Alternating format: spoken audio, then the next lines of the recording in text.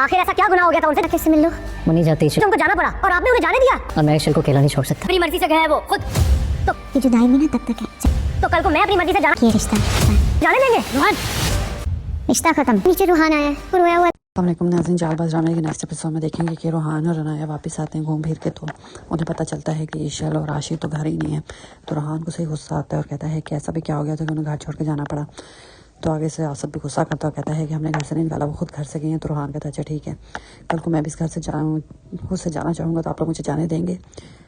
तो सही रोहान पे गुस्सा होता है और उसको डांटते हैं। तो रोहान वहाँ से रोते हुए चला जाता है ईशल के घर, जहाँ पे ईशल और आशी रह रहे हैं, यानी उसके पेरेंट्स के घर।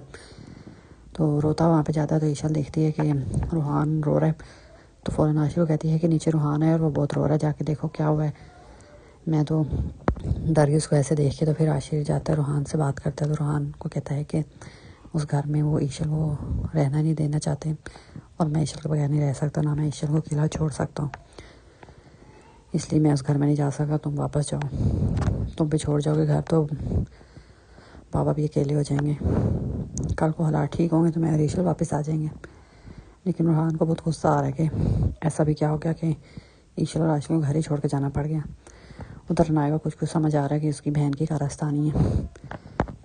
फिर ऐसे अपनी माँ और बहन को कहती है कि रिश्ते भी तब तक होते हैं जब तक साथ होते हैं, जब बीच में दूरी आ जाए तो रिश्ते भी ख़त्म।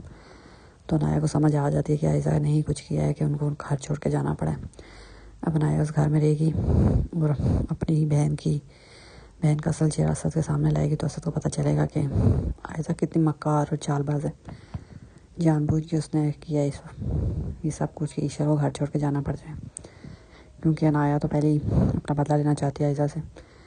इवन कि आयशा की माँ भी उसको समझाती है कि छोड़ दो ये हरकतें, क्या मिलेगा तुम्हें। लेकिन आयशा को तो खुशी मिलती है। और जब से ईशल और आशिक की हैं वो तो वैसे ही बहुत खुश है, हवाओं में उड़ी है कि जो चाह रही थी वो फाइनली हो गया। लेकिन ज़्यादा देर नहीं रह सकेगा अनाया और रूहान के होते हुए, क्योंकि रूहान के सामने भी आयशा का असल चेहरा आ गया है।